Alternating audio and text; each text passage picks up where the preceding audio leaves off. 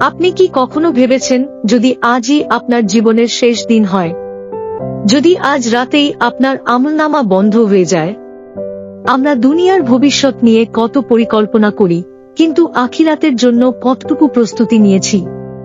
কিয়ামত এমন এক সত্য যা কোনো মানুষ অস্বীকার করতে পারবে না। একদিন এই পৃথিবী ধ্বংস হবে, সবাইকে আল্লাহর সামনে উপস্থিত হতে হবে এবং প্রত্যেক কাজের হিসাব দিতে হবে।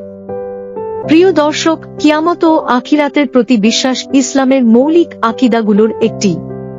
পবিত্র কুরআনে আল্লাহ তাআলা বলেন, প্রত্যেক প্রাণী মৃত্যুর স্বাদ গ্রহণ করবে, তারপর তোমাদেরকে আমার কাছেই ফিরিয়ে আনা হবে।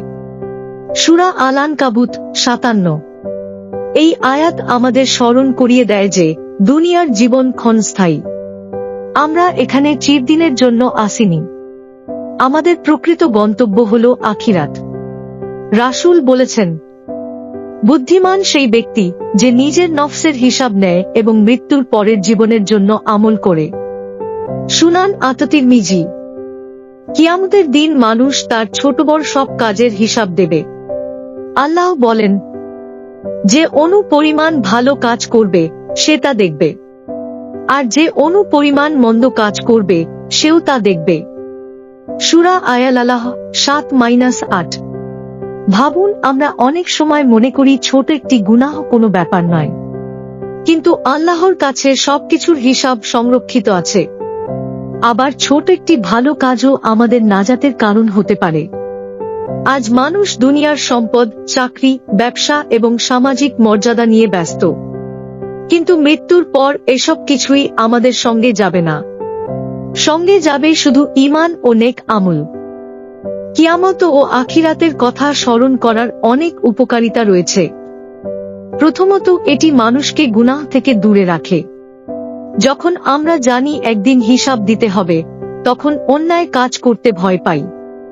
দ্বিতীয়ত, এটি আমাদের নেক আমলের প্রতি উৎসাহিত করে। নামাজ, কুরআন তিলাওয়াত, দান সদকা এবং মানুষের উপকার করার আগ্রহ বৃদ্ধি পায়।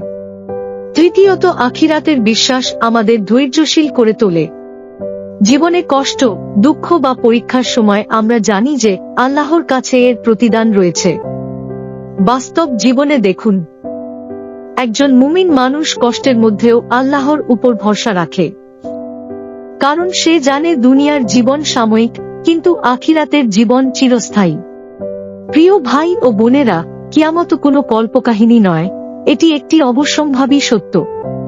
আমরা জানি না আমাদের মৃত্যু কখন আসবে, তাই আজ থেকেই তওবা করি, নামাজের প্রতি যত্নশীল হই, কুরআনের সঙ্গে সম্পর্ক গড়ে তুলি এবং নেক আমল বৃদ্ধি করি। মনে রাখবেন, দুনিয়ার জীবন একটি পরীক্ষার হল।